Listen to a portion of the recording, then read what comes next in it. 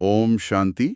आइए हम सब मिलकर कुछ पल शिव बाबा को याद करते हैं। जी हाँ, अपने सुप्रीम टीचर प्यारे शिव बाबा का आवाहन करेंगे। महसूस करें बाबा की उपस्थिति को, उनके प्रेजेंस को अपने चारों ओर। और बाबा से मिल रहे ज्ञान, उनकी शक्तियों का अनुभव करें। क्योंकि बाबा का ज्ञान हो सिर्फ सुनने के लिए नहीं है ना। बिल्कुल नहीं, इसका तो गहराई से मंथन करना है, इसे जीवन में उतारना है। और ज्ञान स्वरूप बनना है। जी, तो इसी ज्ञान सागर से सुनते हैं आज के महावाक्य। हाँ, बताइए आज की मुरली कहाँ से है? आज की मुरली है 29 जून 2025 की, बाप दादा की मधुबन से, और इसका मूल दिनांक है 31 दिसंबर 2005। अच्छा, 31 दिसंबर 2005 की। और शीर्षक क्या है आज? शीर्षक बहुत शक्तिशाली है।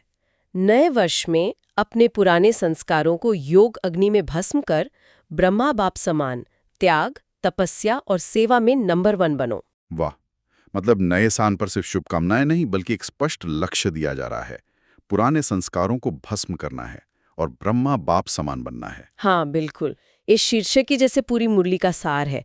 और बाबा शुरू में ही, मतलब मुरली की शुरुआत में, सभी बच्चों को, चाहे वो सामने बैठे हो या दूर, हाँ, जो दिल के पास हैं। जी, जो दिल के पास है, उन सबको 3 विशेष मुबारकें देते हैं। 3 मुबारकें? हाँ। कौन कौन सी? पहली है नवजीवन की मुबारक। नवजीवन, नवयुग।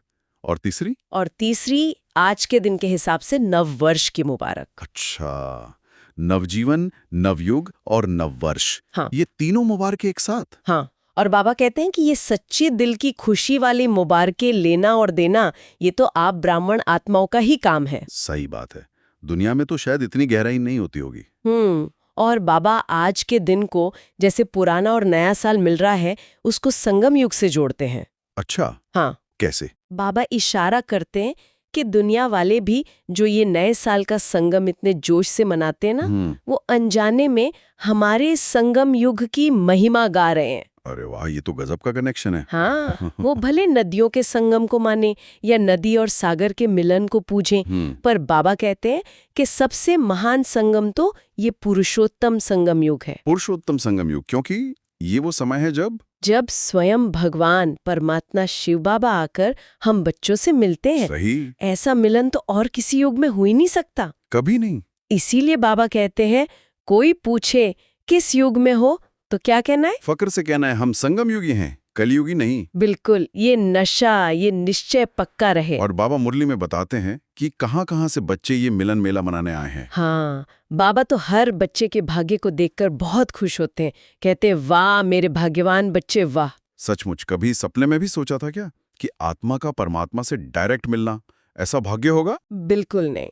और जब ये भाग्य याद आता है ना, तो बाबा कहते हैं दिल में अपने आप गीत बजता है। कौन सा गीत? वाह मैं, वाह वाह मेरा भाग्य, वाह वाह मेरा बाबा, वाह। और वाह मेरा ये ब्राह्मण परिवार, वाह। ये वाह की गूंज चलती रहनी चाहिए। ये भाग्य की स्मृति ही तो शक्ति है। पर जो शीर्षक में था पुराने संस्कारों को भस्म करना, वो कैसे होगा? उसका तरीका भी बाबा ने शीर्षक में ही दिया है, योग अग्नि द्वारा। योग अग्नि मतलब परमात्मा पिता शिव बाबा की याद, उनका प्यार, उनकी शक्तियां, उस याद की शक्तिशाली अग्नि में ही हमारे पुराने जो व्यर्थ संस्कार हैं या नेगेटिव हैं, हाँ, वो भस्म हो जाते हैं। यही है नए साल का सबसे बड़ा पुरुषार्थ। तो नए साल का स्वागत मतलब सिर्फ पार्टी या जश्न नहीं? नहीं, बिल्कुल नहीं, बल्कि ये आंतरिक परिवर्तन का संकल्प, पुराने को योग की आग में स्वाहा करना है। और फिर ब्रह्मा बाप समान बनना है, उनके जैसे 3 गुण धारण करने हैं। कौन से 3 गुण? त्याग, तपस्या और सेवा। बाबा कहते हैं इन तीनों में नंबर 1 बनने का लक्ष्य रखो। त्याग, तपस्या और सेवा में नंबर 1, यही है असली नए साल का रेजोल्यूशन। जी हाँ, यही इस मुरली का सार है। तो संक्षेप में कहें तो ये संगम युग का अनोखा भाग्य, परमात्मा से मिलन की ये खुशी, और इसी खुशी की शक्ति से, इसी योग अग्नि से पुराने संस्कारों को खत्म करके ब्रह्मा बाप जैसे त्यागी, तपस्वी और सेवाधारी बनना है। एकदम सही। इसी स्मृति में रहकर नए वर्ष को वाकई में नया बनाना है। बहुत सुंदर। इसका सार है बोझ को विदाई, बधाई का जीवन। शिव बाबा इसमें समझा रहे हैं कि कैसे हम अपने जीवन के बोझों से मुक्त होकर हमेशा खुश रह सकते हैं, बधाई के पात्र बन सकते हैं। बिल्कुल। और मुरली में एक बहुत सीधा सवाल भी बाबा पूछते हैं, है ना, कि क्या हमने ये पक्का सोच लिया है कि किन बातों को हमेशा के लिए, सदा काल के लिए विदा करना है। हाँ, क्योंकि बाबा कहते हैं कि सदा की विदाई होगी, तभी सदा की बधाइयां मिलेंगी। जी। और ये वो बधाई है जो सिर्फ मतलब जुबानी नहीं बल्कि चेहरे से झलके, ऐसी कि सामने जो आत्मा आए वो भी उस खुशी को महसूस करे। हाँ, और जो दिल से ऐसी बधाई देते और लेते हैं, उनके लिए शिव बाबा क्या कहते हैं कि वो संगम युग में बिल्कुल फरिश्ते जैसे, देवदूत समान हल्के और पवित्र दिखाई देते हैं। सही कहा। और पुरुषार्थ का जो असल मकसद है वो भी तो यही है ना, ब्राह्मण सो फरिश्ता और फिर फरिश्ता सो देवता। तो यहाँ ये बोझ वाली बात बहुत अहम हो जाती है। मुरली में शिव बाबा कितने प्यार से पूछते हैं, बच्चों, सारा बोझ मुझे दे दिया है या अभी कुछ रखा हुआ है? हाँ, क्योंकि बाबा कहते हैं कि जरा सा भी बोझ, बिल्कुल थोड़ा सा भी, वो फरिश्ता बनने नहीं देगा। वो जो हल्की स्थिति है ना उसे पाने नहीं देगा। ये सोचने वाली बात है। सही में बाबा तो ही बच्चों का बोझ लेने के लिए, जैसे मुरली में याद दिलाया है कि 63 जन्मों से आत्मा ये बोझ उठा उठाकर कितनी भारी हो गई हैं। बिल्कुल। और जब बाप खुद इतने प्यार से कह रहे हैं कि बच्चे अपना बोझ मुझे दे दो, तो फिर उसे पकड़कर क्यों रखना है? कहीं ऐसा तो नहीं कि उस बोझ से ही प्रीत हो गई हो? हाँ, ये भी एक सवाल है। और इसी हल्केपन से जुड़ी है बाबा की वो पुकार। शिव बाबा तो हर बच्चे को ओ मेरे बेफिक्र बादशाह बच्चे कहते हैं। जी। तो अगर बोझ रखा है तो फिक्र तो होगी ही, है ना? फिर बादशाह मतलब अपनी स्थिति के मालिक, वो कैसे बन पाएंगे? बिल्कुल। बेफिक्री और बोझ ये साथ साथ नहीं चल सकते। बादशाहत मतलब बेफिक्री। अच्छा, अगर हम मान लें कि स्थूल बोझ जैसे दुनिया की चिंताएं वगैरह वो छोड़ भी दिए, तो मुरली एक और ज्यादा गहरे बोझ की तरफ इशारा करती है ना? हाँ, और ये बहुत जरूरी पॉइंट है। बाबा कहते हैं कि वर्ष के चार्ट को देखते हुए ये साफ हुआ कि सबसे सूक्ष्म मतलब सबसे महीन बोझ जो है वो है पुराने संस्कारों का। पुराने संस्कार मतलब हमारी वो गहरी आदतें या सोचने का तरीका। हाँ, वही। वो गहरी आदतें, सोचने के पैटर्न, हमारा स्वभाव जो अब हमारे नए लक्ष्य के हिसाब से ठीक नहीं है। बाबा ने देखा कि भले ही पुराने संसार या पुराने संबंधों का आकर्षण शायद कम हुआ हो, हाँ, वो खिंचाव कम हो गया हो। जी, लेकिन ये जो पुराने संस्कारों का बोझ है वो अभी भी बहुत सी आत्माओं में किसी ना किसी रूप में है। और मुरली में ये भी साफ किया है कि ये संस्कार कोई स्थूल मतलब बड़े बड़े अशुद्ध संकल्पों ऐसा जरूरी नहीं है। नहीं, बिल्कुल नहीं। कई बार ये बस व्यर्थ संकट चलाने की आदत होती है, या फिर बोलने में या दूसरों के साथ संबंध संपर्क में आने के जो पुराने तरीके हैं उनमें दिखाई देते हैं। हाँ, ये बहुत सूक्ष्म होते हैं पर असर पूरा डालते हैं। बिल्कुल। तो इस सारी चर्चा का, इस चिंतन का सार यही निकलता है कि अगर सच में बेफिक्र बादशाह बनना है और सदा बधाई का अनुभव करना है, खुशी में रहना है, हाँ, तो हर तरह के बोझ को और खासकर इन पुराने सूक्ष्म संस्कारों के बोझ को पहचानना होगा और पहचान कर पूरी तरह से शिव बाबा को जैसे समर्पित करना होगा। सही कहा। क्योंकि जैसा बाबा ने चिताया भी है कि थोड़ा सा भी बोझ अगर रह गया तो वो ऊंची फरिश्ता स्थिति तक पहुंचने से रोक देगा। जी। लेकिन अच्छी बात यह है, जैसा आपने कहा, कि शिव बाबा बोझ लेने के लिए तैयार बैठे हैं, बस हमें देने वाला बनना है पूरी तरह से। हाँ, बस देने की देर है। जी। और यही पहचान और समर्पण का पुरुषार्थ हमें उस मंजिल के करीब ले जाएगा। आज की मुरली के अगले हिस्से पर मतलब थोड़ा और गहराई से सोचते हैं। हाँ। शिव बाबा ने इस मुरली में संस्कारों को बदलने की जरूरत पर काफी जोर दिया है। बिल्कुल। संस्कार यानी हमारी वो आदतें, वो पैटर्न जो बन गए हैं। हाँ, जो हमारे सोचने, हमारे काम करने के तरीकों को तय करते हैं। और मुरली में ये सवाल भी है कि ये पुराने संस्कार खासकर अंत के समय में धोखा क्यों दे सकते हैं? ये बहुत महत्वपूर्ण सवाल उठाया है बाबा ने। चलिए इसी पर आज बात करते हैं। हाँ जी। मुरली में ये भी इशारा है कि हम सब अपने इन संस्कारों को जानते तो हैं, पहचानते हैं, शायद छोड़ना भी चाहते हैं। कभी कभी लगता है कि अरे इनसे तंग आ गए। हाँ, बोझ लगते हैं। बिल्कुल। लेकिन फिर भी इन्हें हमेशा के लिए बदलने में वो तेजी, वो तीव्र पुरुषार्थ क्यों नहीं आ पाता? ये एक आम अनुभव है शायद कई लोगों का। हाँ, ये सोचने वाली बात है। और मुरली में इसे समझाने के लिए एक बड़ा, क्या कहते हैं, सटीक उदाहरण दिया है। अच्छा। वो रावण वाला। हाँ हाँ जैसे दशहरे पर रावण को सिर्फ मारा नहीं जाता, हाँ, जलाया जाता है। उसको जलाया जाता है ताकि कोई निशान न बचे। तो क्या इसका मतलब ये है कि हम अपने संस्कारों के साथ भी कुछ ऐसा ही करते हैं? मतलब सिर्फ दबाते हैं? या बेहोश कर देते हैं थोड़ी देर के लिए, हाँ, पर उन्हें जड़ से जलाते नहीं, इसीलिए वो बार बार वापस आ जाते हैं। बिल्कुल सही पकड़ा। शिव बाबा का इशारा इसी तरफ है। बिल्कुल। मुरली में बहुत स्पष्ट कहा है कि इस नए वर्ष में पुराने संस्कारों का अगर सचमुच संस्कार करना है, मतलब अंतिम संस्कार। हाँ बिल्कुल, उनको पूरी तरह मिटाना है, तो योग अग्नि का इस्तेमाल करना होगा। योग अग्नि, ये क्या है? योग अग्नि यानी ध्यान की, परमात्मा की याद की वो तीव्र शक्ति, वो एकाग्रता जो अशुद्धियों को, संस्कारों को जला दे। और ये करना होगा दृढ़ संकल्प के साथ। अच्छा, सिर्फ संकल्प नहीं, दृढ़ संकल्प। हाँ, दृढ़ संकल्प। मुरली ये भी समझाती है कि सिर्फ प्यार से याद कर लिया या थोड़ी शक्ति महसूस कर ली, उतना काफी नहीं है। हाँ, याद को इतना पावरफुल बनाना है कि जैसे ही संकल्प करें कि बस ये संस्कार अब खत्म, वो सचमुच विदाई ले लें, उसका असर खत्म हो जाए। हाँ, उसका असर ही खत्म हो जाए। योग को एक तपस्या की तरह, एक अग्नि की तरह इस्तेमाल करने की बात है। सीधा सा मतलब है एकाग्रता की शक्ति को बढ़ाना। एकाग्रता मतलब कॉन्सेंट्रेशन। बिल्कुल। मुरली के शब्द है, एकाग्रता ऐसी हो कि जिस स्वरूप में चाहें आत्मा स्थित होना चाहे, या जिस विचार पर टिकना चाहें जब तक चाहे टिक जाए। वाह। और संकल्प करने भर से संस्कार भस्म हो जाए। भस्म मतलब राख। हाँ, उसका नाम निशान मिट जाए। जैसे कोई चीज जलकर राख हो जाती है, फिर क्या बचता है? कुछ नहीं। सही बात है। तो ये भस्म करने वाली बात मतलब ये तो बहुत गहरी है। हाँ, ये सिर्फ आदत बदलना नहीं है, ये तो बीज को ही खत्म करना है। बिल्कुल।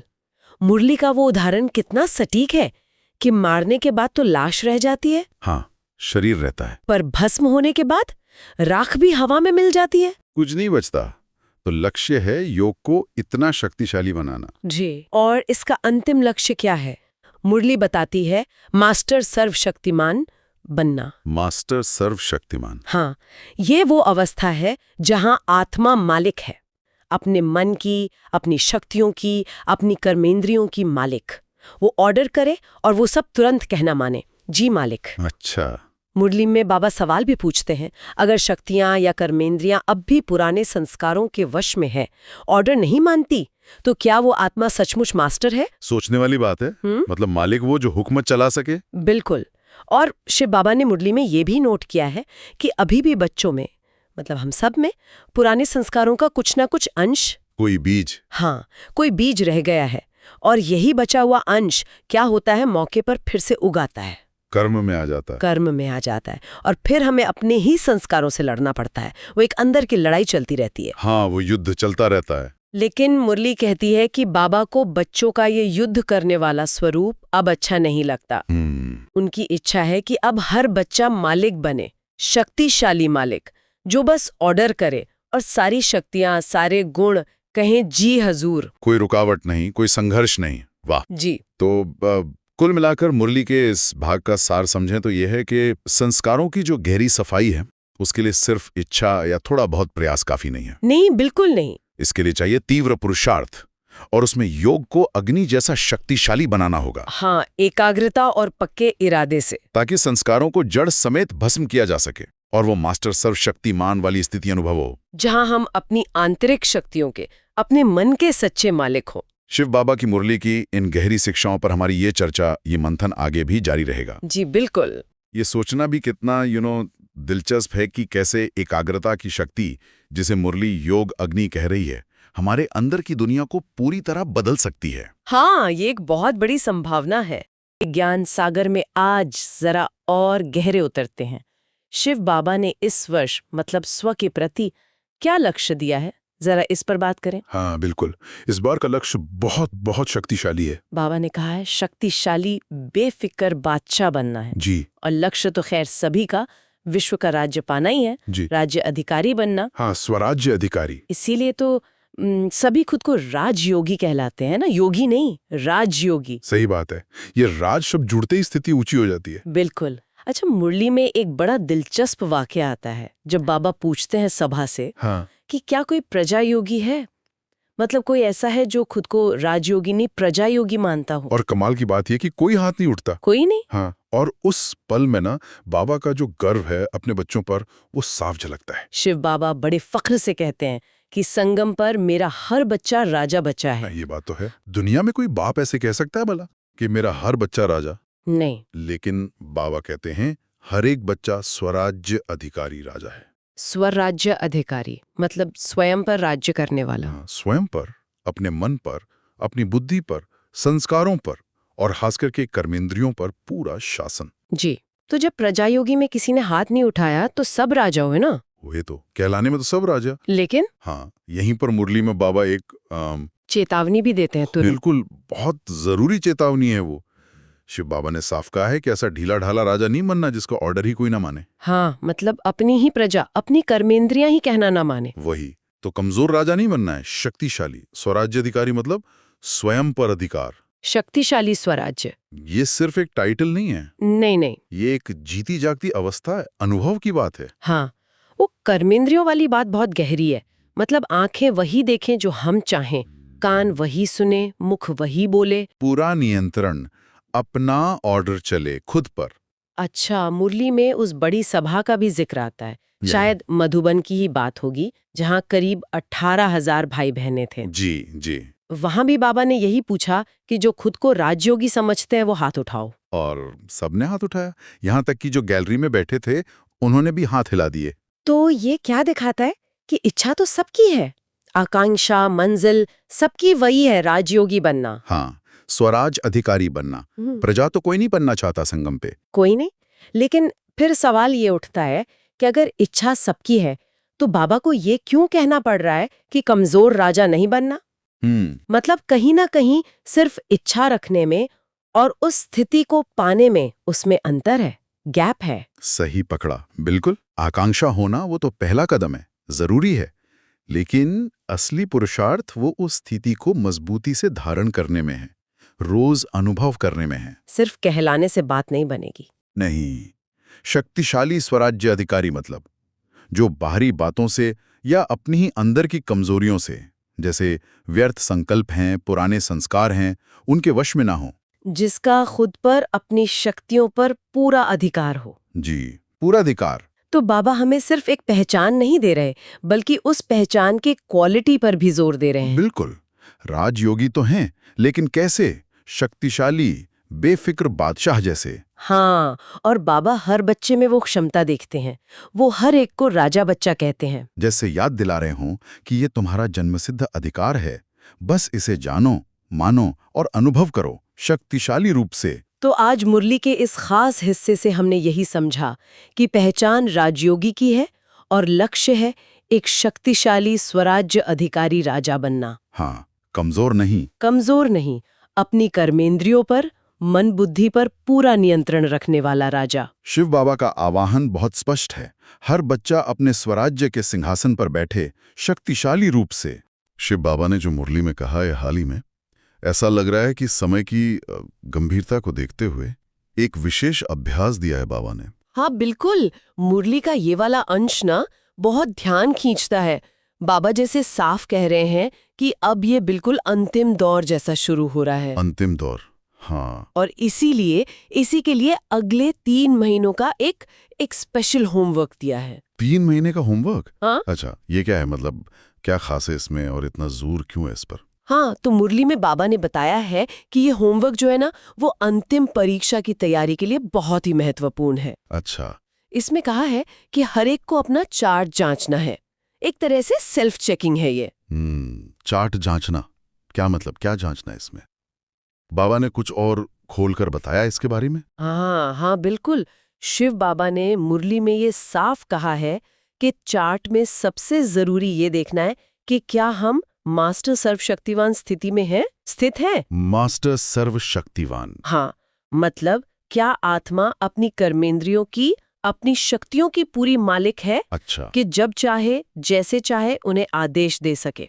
और उससे भी जरूरी कि क्या वो शक्तियां या कर्मेंद्रियां आत्मा का कहा मानती हैं, आदेश मानती है। मास्टर सर्वशक्तिवान स्थिति, सुनने में ही कितनी शक्ति है। मतलब हुआ कि अपना मन, अपनी बुद्धि, आंखें, कान, सब कुछ आत्मा के कंट्रोल में। जैसा हम चाहें वैसा ही करें वो। सही कहा आपने, बिल्कुल यही। ये तो जैसे सेल्फ कंट्रोल का पीक है, पराकाष्ठा है। और बाबा ने इसे और भी साफ किया है। कहा है कि इन 3 महीनों में कोई भी पुराना संस्कार, मतलब जो गहरी आदतें होती है ना, स्वभाव, हाँ, संस्कार, वो प्रभावी न हो, उसके वश नहीं होना है। बिल्कुल नहीं, बिल्कुल नहीं। उन पर पूरी तरह से जीत पानी है, विजय। पुराने संस्कारों पर विजय पाना, ये तो अक्सर सबसे मुश्किल काम होता है। बहुत मुश्किल। हाँ, होता है। और बाबा ने शायद इसी से जुड़ा हुआ वो अलबेलापन, उसके लिए भी सावधान किया। खासकर वो रॉयल अलबेलापन, ये क्या चीज है? हाँ, बिल्कुल। बाबा ने इस अलबेलेपन से, मतलब एक तरह की लापरवाही कह लें, या वो सब ठीक हो जाएगा वाली सोच, हाँ, हो जाएगा, उससे बहुत सावधान किया है। मुरली में जिक्र भी आता है कि बच्चे कभी कभी ना बाबा से बड़ी मीठी मीठी बातें करते हैं। अच्छा। कहते हैं, बाबा आप चिंता मत करो, मैं कर लूंगा, हो जाऊंगा। और बाबा उस पे मुस्कुरा देते हैं प्यार से। लेकिन ये दिखाता है कि शायद हम स्थिति की गंभीरता को पूरी तरह समझ नहीं रहे। और अब बाबा कह रहे हैं कि ये हो जाएगा वाला रवैया ये इन 3 महीनों में नहीं चलेगा। मतलब अब कोई गुंजाइश नहीं है ढील की। बिल्कुल नहीं, बिल्कुल नहीं, जरा भी नहीं। बाबा ने मुरली में बहुत ही स्पष्ट और दृढ़ शब्दों में कहा है, करना ही है। करना ही है। हाँ, ये बस एक इच्छा या कोशिश नहीं है, ये एक पक्का इरादा है, दृढ़ निश्चय। चाहे इसके लिए कुछ भी सहना पड़े या कुछ छोड़ना भी पड़े। यहाँ कोई बहाना नहीं, कोई टालमटोल नहीं चलेगा, स्वीकार्य नहीं है। करना ही है, इस एक वाक्य में ही कितना वजन है। ये साफ दिखाता है कि अब बस रिजल्ट चाहिए, सिर्फ इरादा नहीं। बिल्कुल। और बाबा ने इसको और पक्का करने के लिए मुरली में बार बार पूछा भी है शायद, पक्का पक्का पक्का। ये 3 बार पूछना क्या मतलब है इसका? ये 3 बार पूछना ना, ये सिर्फ हाँ या ना सुनना नहीं है, ये हर एक को अपने अंदर बहुत गहराई से झांकने के लिए कह रहा है। अच्छा। एक अटूट कमिटमेंट बनाने का आह्वान है ये, कि हाँ मैं ये करूंगा ही। और ये सिर्फ कुछ लोगों के लिए नहीं है, बाबा ने साफ कहा है कि ये टीचर्स के लिए भी उतना ही जरूरी है। अच्छा, टीचर्स के लिए भी? हाँ, यानी ये जिम्मेदारी हर लेवल पर है, हर एक की है। तो मतलब कुल मिलाकर मुरली का ये जो अंश है, ये आत्म विजय पर और एक दृढ़ संकल्प की जो तत्काल जरूरत है ना, उस पर बहुत जोर दे रहा है। हाँ। ये 3 महीने जैसे एक टर्निंग पॉइंट की तरह हैं, जहां लापरवाही छोड़कर पूरी शक्ति से अपने लक्ष्य में जुटना ही है। निश्चित रूप से। और ये जो भाव है ना, करना ही है, ये सिर्फ एक नारा नहीं है, ये इस अभ्यास की सीरियसनेस, इसकी जरूरत और इसकी अर्जेंसी को दिखाता है। अर्जेंसी? ये कोई सुझाव नहीं है बस, ये तो सफलता के लिए एक जरूरी, एक अनिवार्य कदम बताया गया है। ये तो वाकई बहुत बहुत महत्वपूर्ण निर्देश है बाबा। शिव बाबा ने मुरली में इस पर जोर दिया है कि भाई हमें समय का इंतजार नहीं करना है, बल्कि उसका इंतजाम करना है। ये सोचने का एक अलग ही तरीका है। तो चलिए इसी विचार को थोड़ा और खोलते हैं, देखते हैं कि मुरली इस बारे में क्या कहती है। मुरली के इस भाग की शुरुआत में वो ताज पहने बच्चों का जिक्र है। छोटे बच्चे हैं, ताज पहना हुआ है, सामने बैठे हैं, और शिव बाबा ने मुरली में उनसे पूछा है कि भाई तुम क्या करोगे, और बच्चे बड़े उत्साह से हाथ उठाते हैं। हाँ, और ये समझना जरूरी है कि ये ताज सिर्फ कोई सजावट की चीज नहीं है, ये एक जिम्मेदारी दिखाता है। मतलब ये कि इन बच्चों से ये उम्मीद नहीं कि वो बस बैठे रहें, इंतजार करें, नहीं, उनसे एक एक्टिव रोल की अपेक्षा है। और ठीक यहीं पर शिव बाबा ने मुरली में वो बहुत महत्वपूर्ण बात कही है, समय आपका इंतजार कर रहा है। आप समय का इंतजार करने वाले नहीं हो, आप इंतजाम करने वाले हो। ये तो पूरी सोच ही बदल देता है ना। बिल्कुल। इंतजार करने वाले से इंतजाम करने वाला बनना। हाँ, इंतजाम करने वाले मतलब भूमिका ही बदल गई है। बिल्कुल। आप सिर्फ रिएक्ट नहीं कर रहे हैं, आप सक्रिय रूप से, मतलब एक्टिवली सिचुएशन को मैनेज कर रहे हैं, उसका इंतजाम कर रहे हैं। और दिलचस्प बात यह भी है, मुरली में इशारा है कि सतो प्रधान प्रकृति, यानी प्रकृति अपने सबसे शुद्ध रूप में, वो भी जैसे इनका आवाहन कर रही है, इनके तैयार होने का, इनके इंतजाम करने का इंतजार कर रही है। अच्छा, तो ये सिर्फ कोई फिलॉसफिकल बात नहीं है। मुरली में एक साफ साफ एक्शन प्लान भी दिया है। शिव बाबा ने मुरली में कहा है कि 3 महीनों में अपनी शक्तिशाली स्टेज बनानी है, मतलब एक स्थिर, एक पावरफुल आंतरिक अवस्था, और उसमें रहकर अपने गहरे संस्कारों को बदलना है, संस्कार मतलब हमारी वो आदतें, वो पैटर्न। जी हाँ, और इस बदलाव की जो विधि है ना, जो तरीका है, उसे सीखने पर बहुत जोर है। और ये चीज सीधे सीधे समय का इंतजाम करने से जुड़ती है। बात सिर्फ बाहरी घटनाओं का इंतजार करने की नहीं है, फोकस है आंतरिक तैयारी पर, एक ऐसी मजबूत स्थिति बनाने पर जो आने वाले किसी भी समय के लिए तैयार हो। मुरली में कहा भी है कि ये जो अटेंशन अभी रखेंगे ना, यही भविष्य के अभ्यास की नींव बनेगा। मुरली में उस आम सवाल का भी जिक्र है जो लोगों के मन में बहुत आता है कि भाई विनाश कब होगा, 2 साल में होगा, 10 साल में होगा। लोग बाप से, शिव बाबा से पूछते हैं तारीख, साल। हाँ, और ये मानसिकता क्या दिखाती है कि ध्यान बाहरी घटनाओं पर है, बाहर क्या होगा, कब होगा, जबकि मुरली का पूरा जोर लगातार अंदर की तैयारी पर है, अपनी जिम्मेदारी लेने पर। यह फिर से उसी बात को पुष्ट करता है, इंतजाम करने वाले बनो, अपनी आंतरिक दुनिया को ठीक करो, उसे शक्तिशाली बनाओ। बाहर क्या होगा उसका बस इंतजार मत करो। तो मुरली के इस हिस्से का सार यही निकलता है कि समय को लेके वो पैसिव रवैया, वो इंतजार वाला, उसे छोड़ना है और एक एक्टिव, एक मैनेजमेंट वाला नजरिया अपनाना है। फोकस पर्सनल बदलाव पर, अपने संस्कारों पर काम करने पर। बिल्कुल, इसमें एक स्पष्ट और यूं कहें कि एक तत्काल आह्वान है, संस्कारों को बदलो, एक शक्तिशाली आंतरिक स्थिति बनाओ। इंतजाम करने वाले बनने का प्रैक्टिकल मतलब यही है कि अपनी आंतरिक स्थिति को एक्टिवली मैनेज करो, जैसा मुरली बता रही है। सही कहा।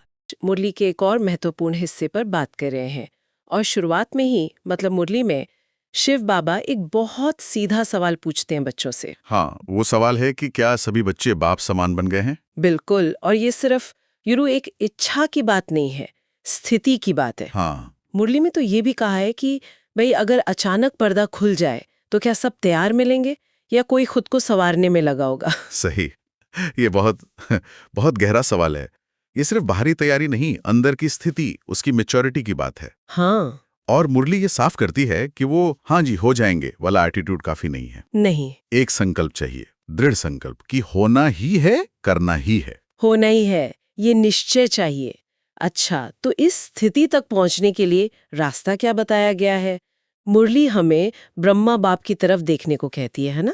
जी बिल्कुल, मुख्य प्रेरणा वो ब्रह्मा बाप के साकार जीवन से ही लेने को कहा गया है। अच्छा। मुरली इस बात पर जोर देती है कि देखो उन्होंने कैसे त्याग, तपस्या और सेवा उसको प्रैक्टिकल में लाया, अपनी आखिरी घड़ी तक। उसको देखो और फॉलो करो। उनका जीवन ही जैसे एक गाइड बुक है बाप समान बनने के लिए। हाँ, और ये भी याद दिलाया है ना कि कैसे उन्होंने शिव बाप के महावाक्य सुनाने की जो ड्यूटी थी वो बिल्कुल अंतिम दिन तक निभाई, पूरी निष्ठा से। हाँ बिल्कुल। और वो 3 शब्द, निराकारी, निर्विकारी, निरहंकारी, मुरली कहती है सबको याद थे वो वरदान। जी, अंतिम समय में भी वो स्मृति स्पष्ट थी, लक्ष्य सामने था। उनके त्याग का एक उदाहरण भी मुरली में आता है, वो कमरे वाला। हाँ, वो बहुत मार्मिक उदाहरण है। बच्चों ने इतने प्यार से उनके आराम के लिए नया कमरा बनाया जी, लेकिन उन्होंने कभी उसे अपने लिए इस्तेमाल ही नहीं किया, अपने पुराने कमरे में ही रहे। तो ये सिर्फ कोई भौतिक चीज का त्याग नहीं है, ये दिखाता है कि वो कितने अनासक्त थे। बच्चों के प्रति स्नेह था, सही, पर स्वयं के प्रति वैराग्य। सही। और तपस्या के बारे में उसका कैसे वर्णन है? हाँ, तपस्या पर भी मुरली प्रकाश डालती है। सुबह 2:30-3 बजे उठना जी, और फिर तपस्या करना, वो भी स्वयं के प्रति। अपने पुराने जो संस्कार हैं उनको योग अग्नि में भस्म करना, ये कोई आसान बात नहीं थी। बिल्कुल नहीं। और इसी गहरी साधना से वो कर्मातीत अवस्था मिली, जिससे वो फरिश्ता बने। और यहाँ एक खास बात है, जैसा सोचते थे वैसा ही करते थे। अच्छा। मुरली के शब्द हैं, कहना, सोचना और करना तीनों समान थे। एक रूपता। हाँ, एक रूपता। यही है असल में फॉलो फादर। सिर्फ बातें नहीं, कर्म करके दिखाना। ये कमाल की स्थिति है, और ये सिर्फ तपस्या में नहीं बल्कि उनके कर्तव्य पालन में भी यही बात दिखती है। बिल्कुल सही। मुरली बताती है कि अंत तक वो अपने कर्तव्य में लगे रहे। चिट्ठियां लिखना, सेवा की प्लानिंग करना, कोई ढिलाई नहीं। इसीलिए मुरली उन्हें सिर्फ महादानी नहीं कहती, अखंड महादानी कहती है। अखंड महादानी। हाँ, ये दान सिर्फ स्थूल चीजों का नहीं था, ये समय का, संकल्पों का, शक्तियों का दान था, जो अंत तक अखंड रूप से चला। मुरली में उनके तपस्वी स्वरूप का एक और पहलू भी है ना, जैसे वो बिना सहारे के बैठते थे, चश्मा नहीं लगाते थे। हाँ, वो उनकी सूक्ष्म शक्ति, उनकी निराधार स्थिति का प्रमाण था, आंतरिक स्थिरता और योग बल का। जी। लेकिन यहाँ मुरली बहुत प्रैक्टिकल भी है। वो स्पष्ट करती है कि आज का समय अलग है, शरीर की स्थितियां अलग हैं। हाँ। तो बच्चों को बाहरी सहारे लेने की मनाही नहीं है, जैसे बैठने के लिए आधार या चश्मा। बाप दादा का संदेश है, सहारे लो, कोई बात नहीं, पर अपनी आंतरिक स्थिति को शक्तिशाली बनाओ। मतलब फोकस अंदर की शक्ति पर है, बाहरी साधनों पर नहीं। बिल्कुल, वो आत्मिक बल महत्वपूर्ण है, सिर्फ बाहरी दिखावा नहीं। अच्छा, तो ब्रह्मा बाप के इस व्यक्तिगत उदाहरण और आंतरिक शक्ति पर जोर देने के बाद मुरली फिर से एक बड़े लक्ष्य की तरफ ध्यान ले जाती है। शिव बाबा एक और सवाल पूछते हैं। हाँ बिल्कुल, अगला अहम सवाल आता है, क्या विश्व कल्याण का कार्य पूरा हो गया है? क्या सब संतुष्ट है कि हाँ, लक्ष्य पा लिया? और इसका जवाब क्या मिला मुरली में? ये बहुत इंटरेस्टिंग है। जैसा मुरली में बताया गया है, जब ये सवाल पूछा गया तो किसी ने भी हाथ नहीं उठाया। अच्छा, मतलब कोई नहीं कह सका कि काम पूरा हो गया है। जी हाँ, इसका सीधा मतलब है कि विश्व कल्याण की सेवा अभी चल रही है, मंजिल अभी बाकी है। और ये सवाल भी खड़ा होता है कि अगर तैयारी या सेवा पूरी नहीं है तो फिर आगे की जो घटनाएं हैं जैसे विनाश, उसका समय कैसे आएगा? सही बात है, ये सोचने वाली बात है। तो कुल मिलाकर इस खंड का सार क्या निकलता है? यही कि बाप समान बनने के लिए ब्रह्मा बाप के त्याग, तपस्या, सेवा, इन प्रैक्टिकल उदाहरणों को फॉलो करना है। हाँ, ये केवल एक थ्योरी भी, एक प्रैक्टिकल रास्ता है। जी। और साथ ही ये भी साफ है कि विश्व कल्याण का जो बड़ा काम है वो अभी जारी है। व्यक्तिगत पुरुषार्थ भी करना है और वैश्विक सेवा भी, दोनों मोर्चों पर काम बाकी है। और शक्तिशाली आंतरिक स्थिति बनाना सबसे जरूरी है, भले ही बाहरी साधन इस्तेमाल करें। बिल्कुल, वो फाउंडेशन है। ये मुरली का अंत नहीं है, इसमें और भी बहुत गहरे पॉइंट्स हैं, उनका मंथन हम यकीनन आगे भी जारी रखेंगे। जी बिल्कुल। कुल आज का विषय है सदा विजयी रहने का राज क्या है, और ये जो आत्मिक स्थिति है इसका अभ्यास कैसे करें। हाँ, देखते हैं शिव बाबा ने मुरली में क्या खास प्रेरणाएं दी हैं इस बारे में। तो मुरली का एक बहुत अहम अंश है। बाबा कहते हैं, चारों ओर के सदा उमंग उत्साह में आगे बढ़ने वाले, सदा हिम्मत से बाप दादा की पदम गुणा मदद के पात्र बच्चों को, सदा विजयी रत्न हैं, हर कल्प में विजयी बने थे, अब भी हैं और हर कल्प में विजयी हैं ही हैं। वाह! ऐसे विजयी बच्चों को सदा एक बाप दूसरा न कोई। न संसार के आकर्षण, न संस्कार के आकर्षण, दोनों आकर्षण से मुक्त रहने वाले सदा बाप समान बच्चों को बाप दादा का याद प्यार और नमस्ते। तो इस अंश में बाबा किन बच्चों की महिमा कर रहे हैं? ये उमंग, उत्साह, हिम्मत। हाँ, बाबा उन बच्चों की बात कर रहे हैं जो हमेशा, मतलब लगातार उमंग उत्साह में रहते हैं, हिम्मत नहीं हारते। और इसी हिम्मत से बाप की मदद मिलती है। पदम गुणा मदद। बिल्कुल। उनकी हिम्मत ही उन्हें बाबा की असीम मदद का पात्र बनाती है और इसीलिए वो सदा विजयी हैं। यहाँ विजयी मतलब कोई दुनियावी जीत नहीं। अच्छा, तो फिर? मतलब अपने मन पर जीत, अपने पुराने स्वभाव संस्कारों पर जीत पाना, वो असली विजय है। और ये जो कहा, न संसार की आकर्षण न संस्कार की आकर्षण, इन दोनों से मुक्त होना, असल में इसका मतलब क्या हुआ? बहुत अच्छा सवाल है। देखो, संसार के आकर्षण मतलब दुनिया की चीजें, मान, शान, पद, पोजीशन, इनकी तरफ खिंचाओ। हाँ, समझ गया। और संस्कार के आकर्षण मतलब अपनी ही पुरानी आदतें, अपना पुराना सोचने का तरीका, गुस्सा, मोह, इनकी खींच। अच्छा। इन दोनों से मुक्ति का मतलब है कि हमारी खुशी, हमारी शांति, वो बाहर की चीजों या अंदर की कमजोरियों पर डिपेंड ना करें। तो ये मुक्ति मिलती कैसे? जब ध्यान सिर्फ एक बाप पर, मतलब परमात्मा पर टिका रहता है माँ, तो अंदर से एक शक्ति मिलती है। वो शक्ति हमें इन आकर्षणों से ऊपर उठा देती है। ये कोई दबाना नहीं है, बल्कि याद की शक्ति से बदलाव है। अच्छा, याद से परिवर्तन। हाँ, और यही स्थिरता, यही स्थिति हमें बाप समान बनाती है और सदा विजयी रहने का आधार बनती है। बहुत गहरी बात है। इसी भाव से हम रूहानी बच्चों के रूहानी माता पिता बाप दादा को याद, प्यार, गुड मॉर्निंग और नमस्ते। नमस्ते, शुक्रिया बाबा। अब मुरली के वरदान पर आते हैं। जी। वरदान है, सदाकाल के अटेंशन द्वारा विजय माला में पिरोने वाले बहुत समय के विजयी भव। विजय माला, ये उन खास आत्माओं की माला है ना? हाँ, ये उन श्रेष्ठ आत्माओं का प्रतीक है जो लंबे समय तक अपनी ऊंची आत्मिक स्थिति में टिके रहते हैं। और इस माला का मणका बनने के लिए चाहिए सदाकाल का अटेंशन, मतलब निरंतर जागरूकता। अटेंशन या जागरूकता, तो क्या ये सिर्फ कंसंट्रेशन है या कुछ और? ये सिर्फ कंसंट्रेशन से कहीं ज्यादा है। ये है अपने हर संकल्प के प्रति। संकल्प? हाँ, हर सोच, हर बोल, हर कर्म के प्रति सजग रहना। क्या वो परमात्मा की श्रीमत के अनुसार है? क्या हम हर कदम पर बाप समान बनने की कोशिश कर रहे हैं? अच्छा, मतलब जैसा बाप का संकल्प वैसा हमारा। बिल्कुल, जैसा बाप का संकल्प और बोल वैसा हमारा हो। यही लगातार खुद को चेक करना और ठीक करना, यही सदा काल का अटेंशन है। तो ये अटेंशन ही वो पुरुषार्थ है, आध्यात्मिक मेहनत, जो हमें प्रालब्ध दिलाती है, मतलब सदा का राज्य भाग्य या उस विजय माला में जगह। सही पकड़ा। जैसा पुरुषार्थ वैसी प्रालब्ध, ये सीधा कनेक्शन है। ये तो बहुत महत्वपूर्ण कनेक्शन है। हाँ, और हमारे पुरुषार्थ की क्वालिटी और उसकी निरंतरता, वही हमारी अभी की और भविष्य की स्थिति तय करती है। बात सिर्फ भविष्य के राज्य की नहीं है, अच्छा, बल्कि अभी इसी पल जो शांति और शक्ति अनुभव होती है उसकी भी है। लगातार ऊंचा पुरुषार्थी लगातार ऊंची प्रालब्ध का बेस है। हाँ, और पुरुषार्थ का एक जरूरी हिस्सा सेवा भी है शायद। स्लोगन इसी तरफ इशारा कर रहा है। हाँ, आज का स्लोगन है, सेवा में सदा जी हाजिर करना। यही प्यार का सच्चा सबूत है। जी हाजिर करना मतलब हमेशा तैयार रहना।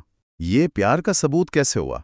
यहाँ सेवा मतलब दूसरों को आत्मिक ज्ञान देना है, उन्हें शांति का, शक्ति का अनुभव कराना। ठीक है। जब हम इसके लिए हमेशा तैयार रहते हैं, जी हाजिर, तो ये दिखाता है कि हमें अपने स्वार्थ या आराम की परवाह नहीं।